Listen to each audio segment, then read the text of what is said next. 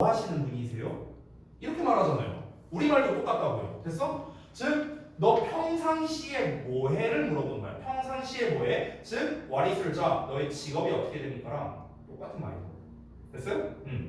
그래서 what do you do를요 조금 이제 직업을 물어볼 때 좀 더 이걸 명확하게 하기 위해서 what do you do for a living? 이라고도 표현합니다. what do you do for a living? 삶을 위해서 너는 뭘 하느냐 평소에 이거거든요. 너는 즉 직업이 무엇이냐 뭐 이렇게도 표현합니다. 자 그러면 다시 돌아와서 what are you doing은 뭘까요? 아까 말했다시피 당장이라고 했죠. 당장 그리고 일시적이라고 했습니다. 즉 진짜로 너 지금 뭐 하고 있냐라는 뜻이에요. 지금 뭐 하고 있냐 잠깐 뭐 하고 있냐 일시적으로 뭐 하고 있냐 이 차이라고요. 됐어요? 그러면은 이 what are you doing이 의미하는 바는요 사실 두 가지가 있거든요. 두 가지가. 그러니까 첫 번째는 뭐냐면요 방금 전에 말했던 예를 들어서 내가 이따 왔는데 저기 뭐야 요한이한테 가고 What are you doing? 너 지금 뭐 하고 있어? 말 그대로 지금 당장 하고 있는 행동이 뭐야? 이런 의미가 있고요. 첫 번째. 두 번째는 뭐냐면요 예를 들어서 너 요즘에 뭐 하고 있어? 라는 의미로도 쓰일 수 있어요. 요즘에. 됐어? 그러면은 여기서 말하는 요즘이라는 거는 평상시에는 아니지만 최근 짧게 뭘 하고 있다 이런 거예요. 예를 들어서 나 지금 한 3일만 난 단기 알바하고 있어. 이런 거. 그럼 3일만 단기 알바한다는 건 뭡니까? 일시적으로 하는 거죠. 그렇죠? 그럼 이런 경우에 뭘 쓰는 거야? 진행형을 쓰는 거라고. 진행형. 됐습니까? 그러니까 키워드는 뭐냐면요. 일시적이냐 평상시냐거든요. 자 그럼 봐봐. 또 다른 예시로 보여줄게. 하나만 더. 봐봐. 아까 전에 썼던 거. She's pretty야. 이건 뭐라고요? 그녀가 평소에 예쁘다고요. 어제도 예쁘고 오늘도 예쁘고 내일도 예쁠 거야. 평상시에 그냥 언제나 예뻐. 이게 she's pretty야. 됐어? 그러면은 여러분 아마 본 적 없을 텐데 she is being pretty.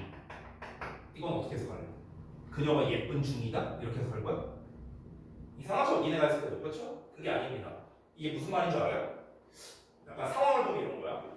좀 미성년자한테는 좀 적합하지 않을 수 있는데 보통 뭐냐 예를 들어서 내가 이제 예를 들어서 별로 안 예쁜 여자애가 있어. 근데 내가 술 취했어. 야, 너 왜 이렇게 예뻐 보이냐? 이게 뭐야? 이게 she's being pretty예요. 됐어? 그러니까 이게 무슨 말이야? 평상시엔 좀 아니거든? 근데 일시적으로 예쁜 거예요. 됐어? 일시적으로. 또는 누가 화장빨이야. 화장이 잘 먹었어. 좀 예쁘네 오늘은? she's being pretty. 되냐? 그러니까 포인트는 뭐냐면요. 진행형과 현재시의 차이는 뭐라고요? 일시적이냐? 평상시냐. 됐습니까? 요게 포인트입니다. 요게 포인트. 됐죠? 자, 그리고 넘어가서요. 과거 시제 보겠습니다. 과거 시제. 자, 과거 시제는요. 제가 뭐라고 써놨냐면요. 희미함. 내 눈앞에 보이지 않음 이렇게 써놨어요. 자, 말 그대로 과거 시제는요. 옛날에 벌어진 일입니다. 여러분, 현재 시제는 어떻습니까? 평소에 있는 거니까 평상시에 존재하는 거니까 나랑 굉장히 가까이 있거든요. 평상시에 존재하는 거니까 나랑 가까이 있잖아요. 그렇잖아. 공기 평상시에 있는 거잖아. 나랑 되게 가까이 있죠. 그렇죠? 근데 그러니까 우리가 언제나 접할 수 있고 언제나 가까이 있고 내 눈앞에 닥쳐 있고 이게 현재 시제란 말이야. 근데 과거 시제는 어떻다? 이미 지나가 버린 일이다 보니까 내 손에 잡히지 않아요. 희미하고요. 모호하고요. 멀리 떨어져 있습니다. 됐어? 그래서 이게 무슨 말이냐? 과거 시제는요. 현재 시제랑 현재랑 상관이 없습니다. 이게 무슨 말이냐? 다시 한번. 만약에 내가 방금 전에 썼던 예시로 She was pretty라고 써볼게요. 과거로. 그럼 그녀가 예뻤다잖아. 얘는 해석하면. 그렇죠? 그럼 여기서 과거 시제는 뭐라고요? 현재랑 상관이 없다고 했죠. 자, 그녀가 예뻤대. 그럼 지금은 어떤데? 몰라? 이거예요. 됐어? 몰라. 옛날에 예뻐서 이게 어렸을 때 되게 예뻤었어. 지금은 예뻐? 몰라. 이게 she was pretty야. 됐어? 그러니까 과거에는 한 번 그랬었다고. 과거에 한때 그랬었다. 지금은 뭐야? 몰라요. 몰라. 이게 과거 시제라고요. 지금 일과는 관련성이 없는 거다. 뚜렷하지 않고 희미하고 애매하고 이런 게 바로 과거 시제입니다. 과거 시제. 됐어? 사실 우리가 시제를 배우면요. 여기서 연결해서 배워야 되는 게 있거든요. 그게 바로 뭐냐면 조동사예요. 조동사. 그래서 제가 오늘 프린트에 없는데 조동사까지만 좀 할게요. 조동사까지만. 자, 한번 봅시다. 여기까지만 하고 좀 쉬었다 할게. 프린트 없으니까 이건 좀 필기해 주셔야 돼요. 자, 조동사. 지안아, 조동사가 뭐야? 동사를 응. 도와주는 오, 오케이. 자, 방금 전에 지안이가 말한 답 말고 딴 답으로 말할 수 있는 사람. 동사를 도와주는 거 말고. 이게 문제야, 이게. 봐봐. 이 조라는 말이 도울 조자거든요. 한자로. 우리 보조해준다라는 말 쓰잖아. 그때의 조랑 똑같은 거예요. 그러면은 내가 조동사가 뭐냐라고 물어보면요. 99.9%가 방금 지안이처럼 대답합니다. 동사를 도와주는 거예요. 아, 그러니까 맞아. 맞는데 그럼 내가 질문을 바꿔볼게요. 동사를 도와주는 게 뭔데? 이러면 이제 또 답을 못하는 거야. 그래서 동사를 도와주는 게 뭔데? 자, 봐봐. 여러분, 조동사는요. 동사를 도와서 의미를 더해주는 역할을 하거든요. 다시 한번. 동사의 의미를 더해주는 역할이에요. 더해주는 역할. 의미를 더해주는 거.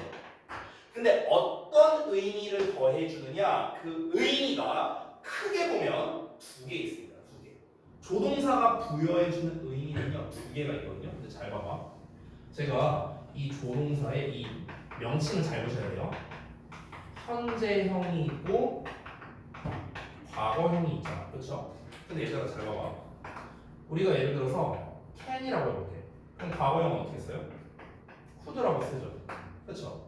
그럼 얘네 해석할 때 어떻게 하냐? 할 수 있다? 할 수 있었다. 이렇게 하잖아. 그치?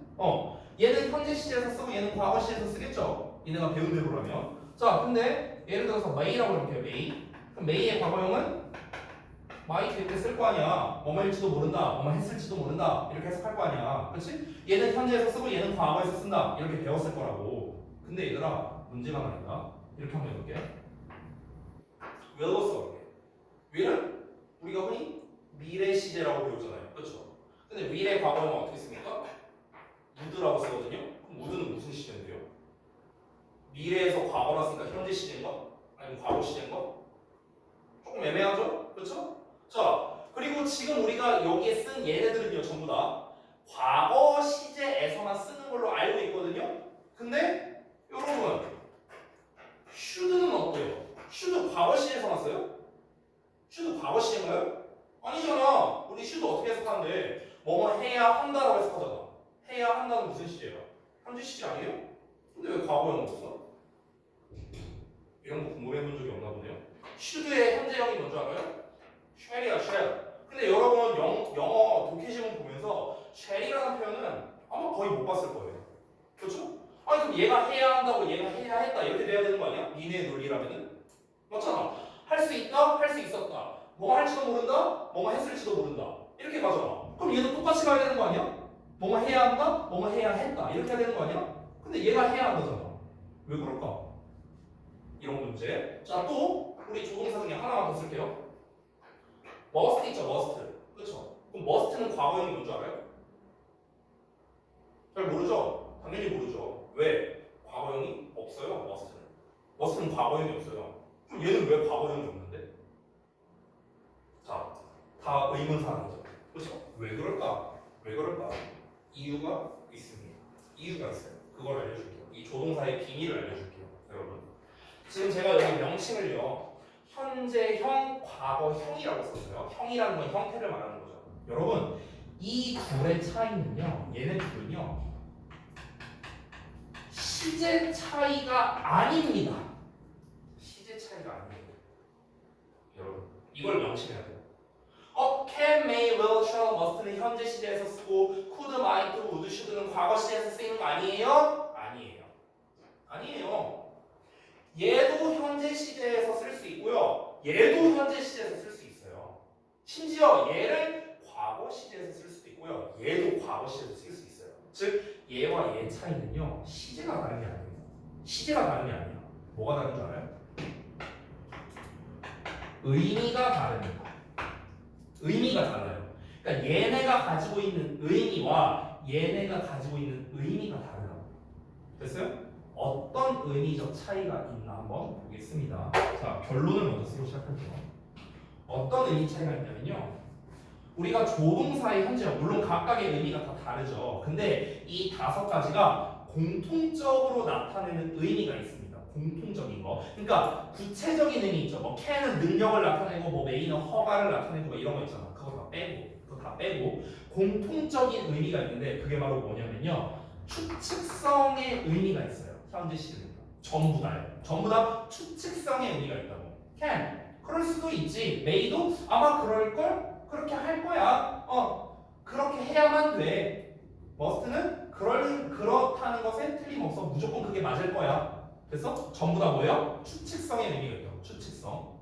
그러면 조동사의 과거형은 어떤 의미가 있냐면요. 얘는요. 가정의 의미가 있어요. 가정의 의미. 자, 추측은 다시 한번 뭐다? 아마 그럴 가능성이 있다는 뜻이야. 추측이라는 거는요. 가능성이 존재하는 걸 말하는 거거든. 근데 가정이라는 거는요. 가능성 따위는 없습니다. 가능성이 없는 게 가정이에요. 가능성이 없는 거. 예를 들면 이런 거야. 야 쌤이 오늘 로또 사갖고 로또 되면 니네 내가 1억씩 줄게. 이거 뭐야? 이게 가정이야. 가정. 왜? 가능성이 없잖아. 가능성이 없잖아. 내가 로또가 될 가능성이 얼마나 있겠어요? 거의 없잖아. 그렇죠? 그리고 내가 설령 로또가 된다고 해도 니네한테 1억씩 주겠어요? 내가 먹죠. 그렇죠? 가능성이 없다고요. 그래서 이게 뭐야? 이게 가정이라고. 가정. 됐어? 다시 한번 볼게요. 이 둘은 시제가 다른 게 아니라고.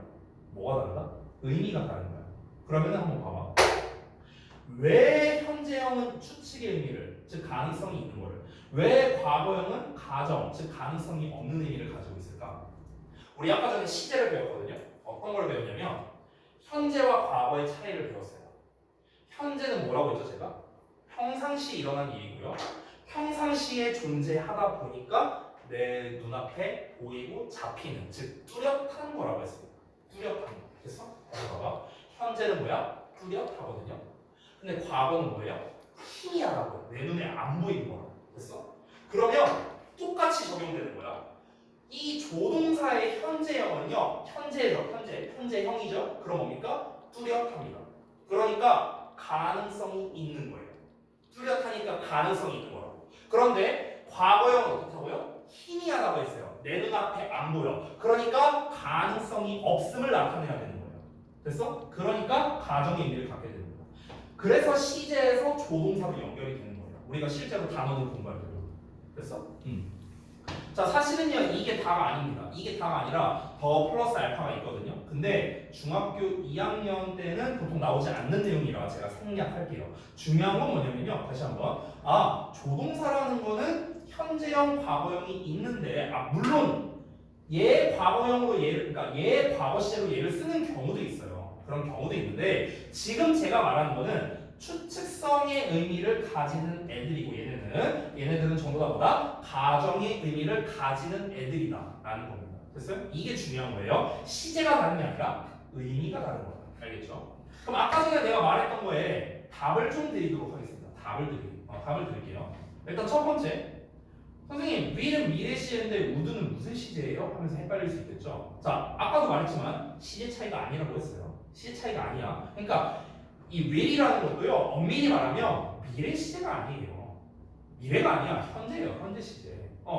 선생님 근데 우리는 왜 미래라고 배우나요?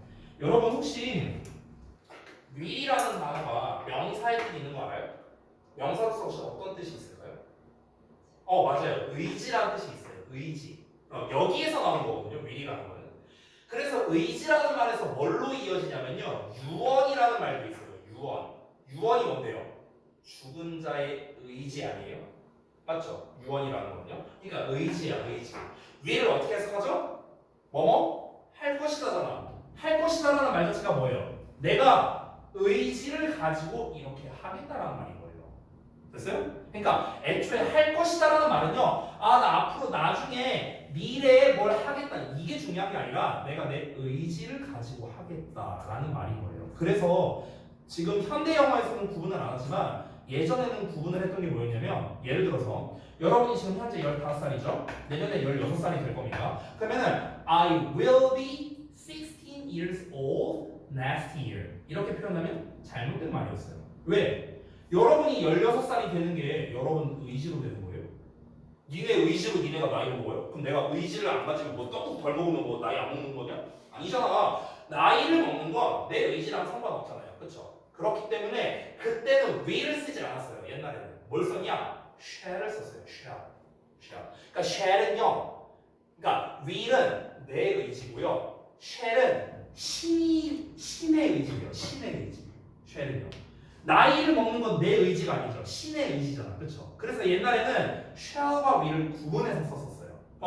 그럼 원래는 내가 나 내년에 16살 돼 라는 말을 원래는 어떻게 표현했어야 되냐? I shall be 16 years old next year. 원래 이렇게 표현했어야 됐는데 이제 현대 영어에 들어서면서 그 구분이 좀 없어진 거예요. 없어진 거야. 자, 다시 한번 원래 의미는 뭐라고?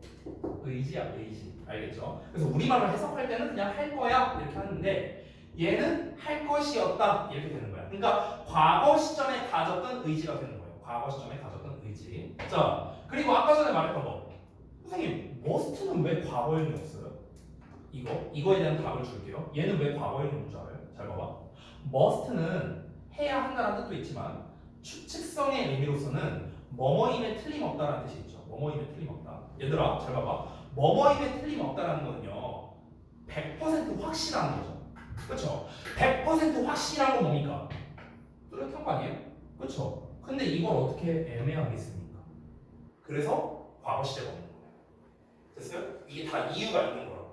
알겠죠? 그러니까 여러분이 흔히 여태까지 배웠던 조동사는 문법책에 나와 있는 것들은 그거예요. 나 좀 바꿨으면 좋겠어. 그 문법책들을 좀. 뭐 can 해갖고 뭐 능력, 허가, 뭐 추측 해갖고 뭐 can이 뭐 할 수 있다, 뭐 해도 된다, 뭐 해갖고 뭐 나와 있잖아 종류가. 그러니까 그 의미를 아는 거야 뭐 물론 중요하겠지만 그렇게 해갖고 여러분 머릿속에 남는 게 뭐가 있냐고. 조동사는 동사를 도와주는 거다. 조동사 뒤에 동사 원형 온다. 이거 말고 남는 게 뭐가 있냐고. 없다는 거예요. 다시 한번 정리합니다. 조동사는 뭐가 다르다?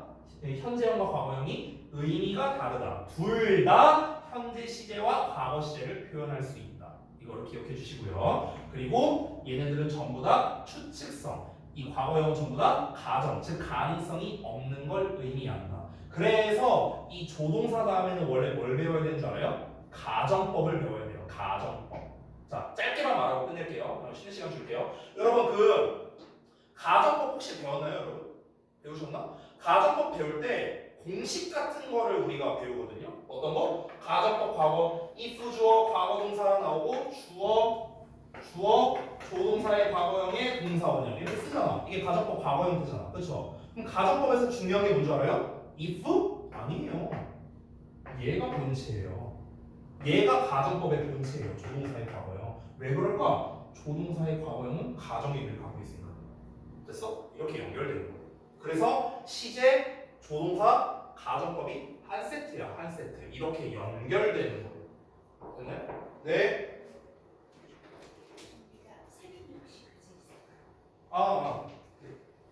자, 앞에다 놓는 깜빡이네. 네네네. 감사합니다.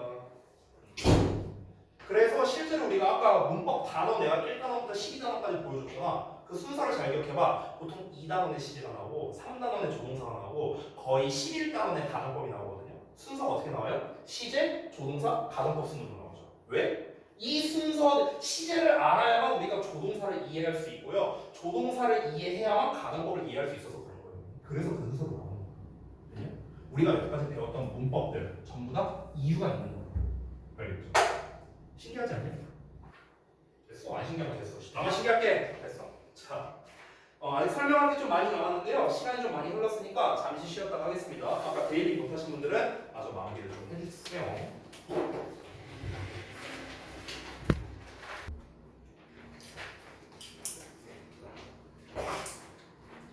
심플해요, 여러분. 저기 제가 있을 때는요, 저랑만 떠들어야 돼요. 알겠죠? 안 돼. 니네끼리 떠드는 거. 어쩔 수 없어요. 그럼 니네가 선택하던가. 어쩔 수 없어요. 자, 데일리 테스트 피드백은 생략할게요. 왜냐면 이 내용이 더 중요해갖고 그렇습니다. 자, 바로 갈게요. 바로. 그래서 이제 여기 시제 조동사 가정법까지 아주 간단하게만 이제 설명을 드렸는데요. 자, 동사가 가지고 있는 특징 첫 번째 하나 항목이다. 하나 이제 4개 있다고 했죠. 자, 그래서 첫 번째는 뭐다? 동사는 시제를 표현할 수 있다라는 점. 두 번째 갈게요. 자, 동사는 긍정이나 부정을 표현할 수 있다. 이건 뭐 제가 설명할 필요도 없죠. 그렇죠? 뭐 isn't, aren't, 뭐 didn't, don't 뭐 이렇게 쓰는 거니까. 그렇죠? 부정문 쓸 때 넘어갈게요. 3번.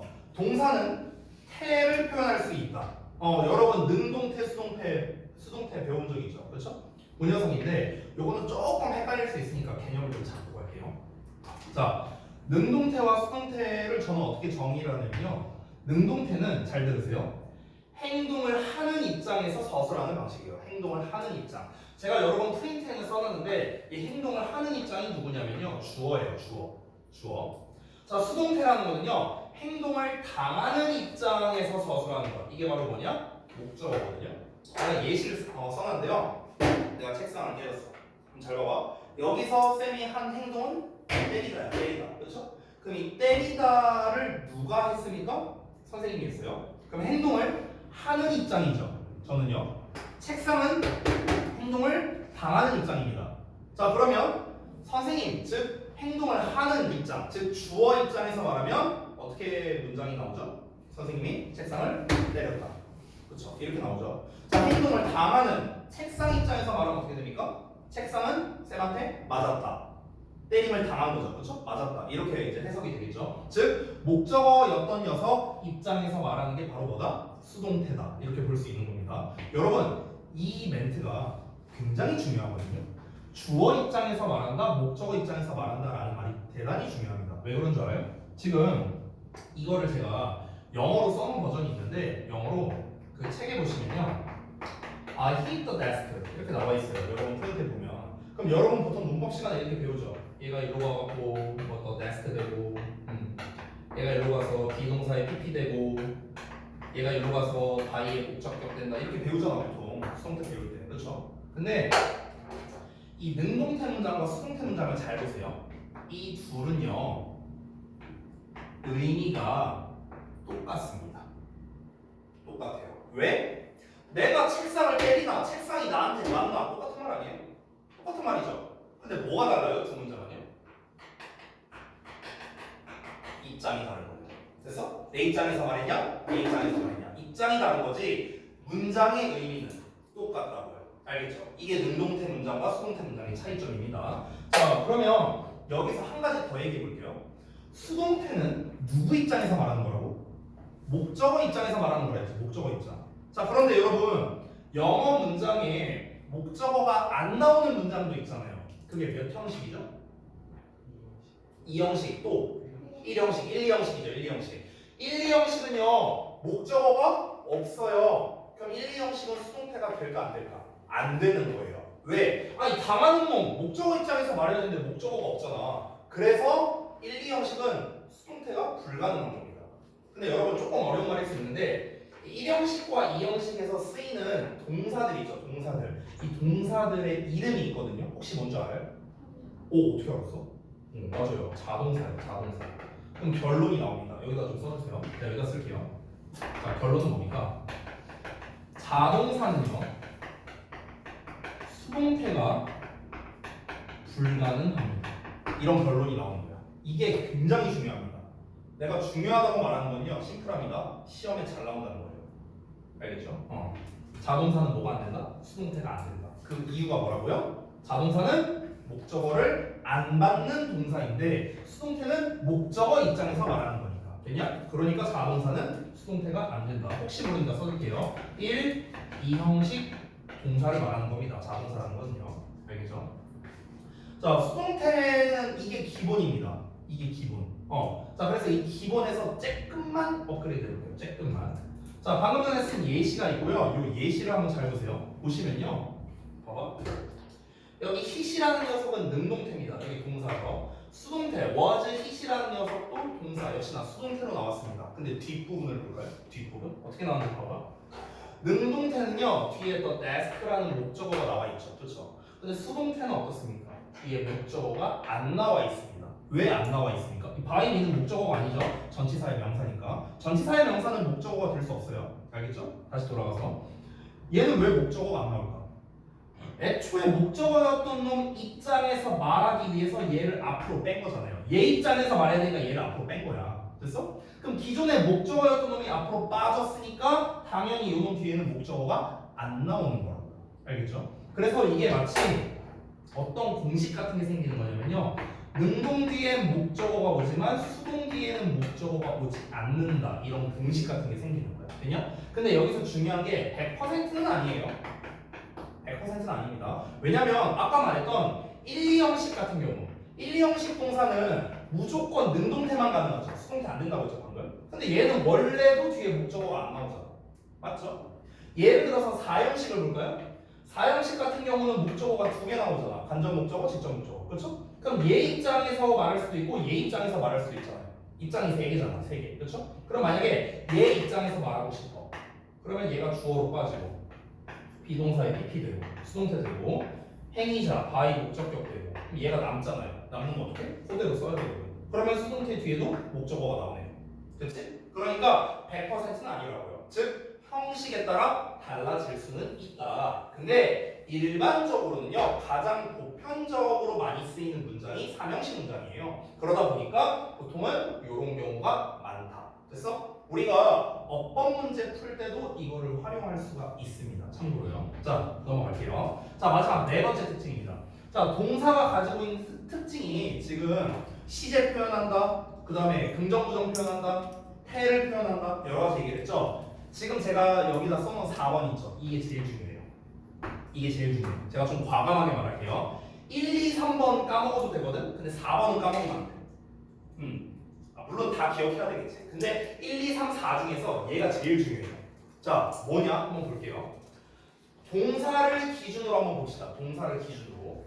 여러분, 아까도 내가 얘기했지만 언어의 차이가 있음에도 불구하고 서술어가 가장 중요하다. 모든 언어에서는 이 얘기를 했었죠. 그러니까 언제나 우리가 영어를 공부할 때 기준을 잡아야 되는 건 동사예요. 동사. 알겠지? 우리가 흔히 주어 동사라고 표현을 많이 하는데 엄밀히 말하면 동사 주어라고 표현해야 돼. 왜? 구문분석 할 때는 동사를 먼저 찾는 거거든. 원래는요. 주어를 먼저 찾는 게 아니야. 동사를 먼저 찾고 동사 앞에 있는 게 뭐겠어? 그게 다 주어예요. 주어. 됐어? 그러니까 언제나 동사가 기준이에요. 그럼 봐봐. 동사를 기준으로 앞에는 뭐가 나옵니까? 주어. 어려운 질문이었냐? 자, 동사 뒤에는 뭐가 나올까? 뭐 목적어가 나오거나 뭐 보어가 나오거나 뭐 이게 형식에 따라 달라지겠죠. 그렇죠? 이거예요. 이게 4번째 특징입니다. 이게 뭐예요? 너무 당연한 거 아니에요? 당연한 거죠. 근데 이게 대단히 중요한 특징이거든요. 이게 왜 중요하냐면요. 이제 제가 준동사를 설명을 할 거거든요. 준동사. 근데 이 준동사를 설명할 때 방금 전에 제가 설명한 4번째 특징이 있죠. 이걸 무조건 기억해야 돼요. 이게 제일 중요했습니다. 자, 넘어가 볼게요. 그러면 준동사를 설명할 건데 제가 다음 주부터 우리 내신 대리 하잖아요. 내신 대리 할 때 어법 설명을 할 때는요. 저는 언제나 어떻게 설명을 하냐면은 이렇게 합니다. 일단 이 용어에 대한 거를 먼저 설명해요. 이 용어가 뭔 뜻이냐 이걸 먼저 알고 그 다음에 얘가 기본적인 개념 우리가 알아야 되는 핵심 개념이 무엇인가.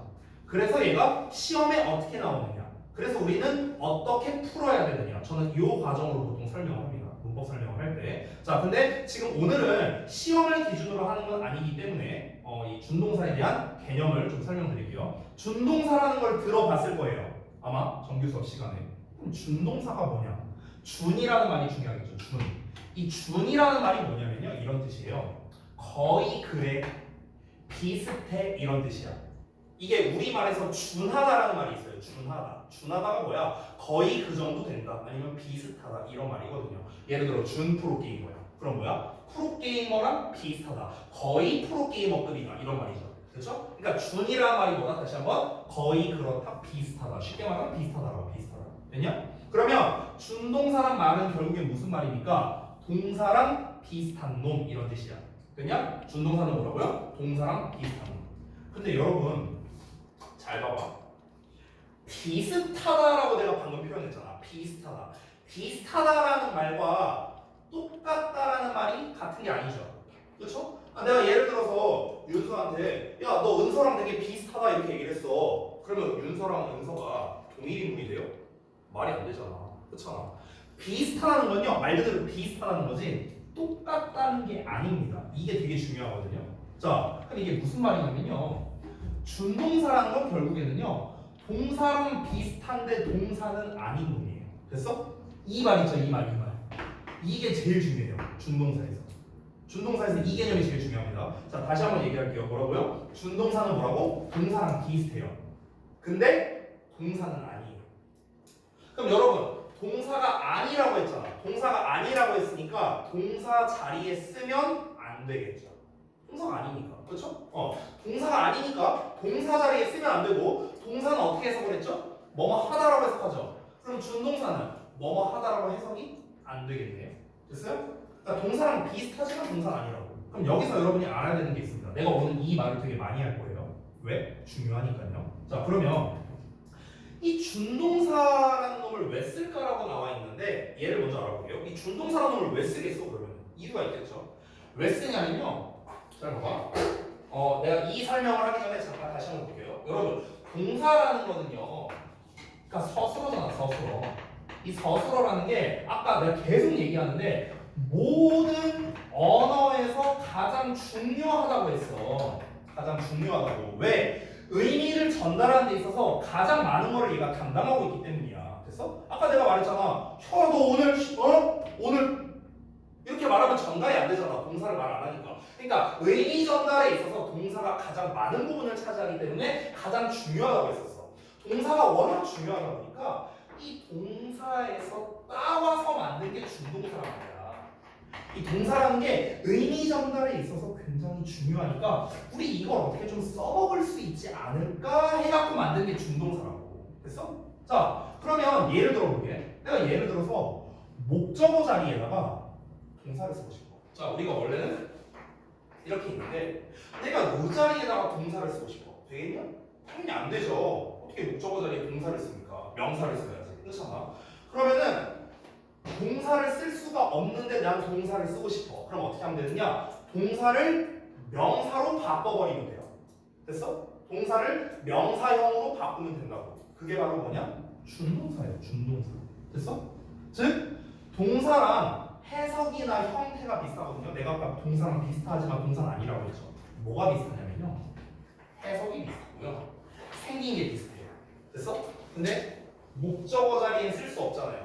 그렇죠? 동사는 목적어 자리에 쓸 수 없잖아. 그러니까 목적어 자리에 쓸 수 있는 형태로 바꿔서 쓰는 거라고. 그때 뭘 이용한다? 준동사를 쓰는 거야. 나는 여기다가 동사를 쓰고 싶어. 근데 동사를 못 써. 그러니까 뭘 쓰는 거야? 준동사, 명사 역할을 할 수 있는 준동사로 쓰는 거라고. 됐어? 예를 들어서 여기가 부사 자리야. 나 부사 자리에다가 동사 쓰고 싶어. 못 쓰잖아. 그러니까 부사의 역할을 할 수 있는 준동사를 쓰는 거라고요. 됐어요? 그러니까 준동사라는 건 결국에 정리하면 뭐다? 언제 쓰는 거다? 동사를 다른 품사로 바꿔 쓰고 싶을 때. 됐어? 그때 쓰는 게 바로 뭐다? 준동사라는 거예요. 자, 다시 한번 정리합니다. 준동사는 뭐라고요? 동사랑 비슷한데 동사는 아닌 거라고. 됐어? 그러면 한 번 더 얘기할게. 뭐가 비슷한 거야? 방금 앞에서 말했는데 동사랑 준동사는요. 일단 생긴 게 있어요. 그리고 두 번째 특징이 비슷합니다. 특징. 아까 내가 동사의 특징 몇 개 말했어요? 4개 말했잖아. 그렇죠? 그럼 동사가 가지고 있는 4가지 특징을 준동사도 가질 수 있는 거예요. 됐어? 그래서 내가 아까 전에 그 특징을 먼저 얘기하는 거야. 봐봐. 특징이 비슷하다는 건 무슨 말이냐면 아까 전에 얘기했던 거죠. 시제를 표현한다. 긍정, 부정을 표현한다. 태를 표현한다. 앞뒤에 주어, 목적어, 보어가 나온다. 이거였죠. 그렇죠? 이 4가지 특징이었어. 그럼 똑같습니다. 준동사도요. 시제를 표현할 수 있고요. 준동사도 긍정, 부정을 표현할 수 있고 준동사도 능동, 수동을 표현할 수 있고요. 준동사도 앞에는 주어, 뒤에는 목적어가 나옵니다. 여기서 재밌는 사실 하나 알려줄게요. 이 준동사 앞에 주어가 나오고 준동사 뒤에 목적어나 보어 나온다고 했죠. 아까 4번 특징. 이때 요놈 있죠. 요 준동사의 주어. 이걸 뭐라고 부르는지 알아요? 아마 다 들어봤을 거예요. 이놈을 바로 의미상 주어라고 말해요. 의미상 주어. 들어보셨죠? 의미상 주어. 투부정사 할 때 배우잖아. 뭐 for, of 어쩌고 배우잖아. 그렇죠? 그게 뭡니까? 바로 준동사의 주어를 말하는 거예요. 알겠니? 자, 그러면 준동사에 대한 특징 여러 가지를 얘기했는데 방금 전 의미상 주어에 대한 이야기를 말했습니다. 자, 준동사 개념에 대해서는 다 정리를 했습니다. 다 정리를 했어요. 자, 그럼 이제는 준동사의 종류를 알아볼 건데 그 종류는 제가 여러분 프린트에 써놨거든요. 자, 이걸 보면서 다시 한번 정리해 보겠습니다. PPT는 여기서 끝났어요. 자, 봐봐. 집중, 집중. 거의 끝났어, 얘들아. 거의 끝났어. 자, 방금 전까지 한 걸 다시 한번 정리해 볼게. 동사에서 파생되어서 나온 게 바로 뭐다? 준동사다. 준동사는 뭐다? 동사랑 비슷하지만 동사는 아니다. 뭐가 비슷하다? 동사와 생김새, 형태가 비슷하고 특징이 비슷하다.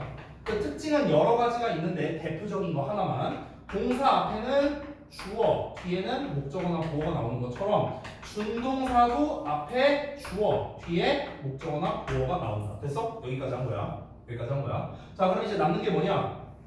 준동사의 종류를 알아볼 거예요. 종류. 근데 이 준동사의 종류 세 가지는요, 여러분이 다 들어본 놈입니다. 그게 바로 뭐냐? 첫 번째, 부정사. 두 번째, 동명사. 마지막 세 번째, 분사입니다. 됐어? 다 들어보셨죠? 부정사, 동명사, 분사 다 들어봤죠? 이 세 개를 묶어서 뭐라 한다고요? 준동사를 한다고. 근데 한 번 더 얘기할게. 계속 똑같은 얘기한다.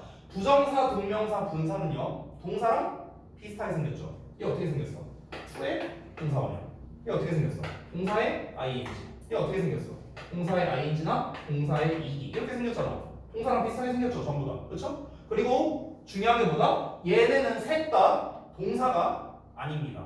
셋 다 동사가 아니에요. 얘네가 동사가 될 수 있는 확률 0%. 됐어? 절대 동사가 아니라고. 그럼 얘네는 동사 자리에 쓰면 안 된다라는 거야. 자, 여러분 제가 지난 시간에 했던 얘기 혹시 기억합니까? 잠깐 다시 봐봐. 상기를 좀 해볼게. 지난번에 내가 구문 분석의 중요성에 대해서 한번 얘기를 했었어요. 구문 분석을 왜 하는 거지? 이런 얘기 했었어. 기억나? 근데 그때 내가 어떤 얘기를 했냐면, 쓰지 말아요. 그냥 봐봐. 영어라는 건 위치의 언어다라고 얘기를 했었어. 위치가 중요하다라고 얘기를 했었어. 됐어? 그러면은 예를 들어서 만약에 투부정사의 밑줄이 딱 쳐져 있다고 쳐봐. 어법상 어색한 것은 이런 문제가 나왔어. 그러면은 이 녀석의 가장 문제 의도의 기본이 뭔 줄 알아? 여기다가 투부정사 써야 돼? 아니면은 동사 써야 돼? 이게 기본이야, 기본. 됐어? 예를 들어 ing 밑줄이 쳐져 있어. 그럼 이 녀석의 기본 문제 의도가 뭐라고요? 여기다가 ing 써야 돼? 아니면 동사 써야 돼? 이게 기본이라는 거야. 됐어? 왜? 생긴 게 비슷하니까. 근데 얘는 동사가 아니고 얘는 동사가 맞으니까. 알겠니? 그래서 이 다시 한번 내가 지금 계속 똑같은 말 여러 번 반복하고 있는데 얘네 셋은 동사가 아니라는 거. 됐죠? 자, 이 세 가지를 당연히 우리가 지금 남은 시간 동안 할 수가 없어요. 3분밖에 안 남았어요. 그래서 얘네에 대해서 가장 핵심적인 것만 말하고 끝내도록 하겠습니다. 내가 프린트에 안 썼는데 혹시 맞출 수 있는 사람 한번 맞춰보세요. 자, 분사는 종류가 두 개가 있어요. 분사를 먼저 할게요. 혹시 알아요? 무슨 분사, 무슨 분사? 현재 분사, 과거 분사 이렇게 하죠. 그렇죠?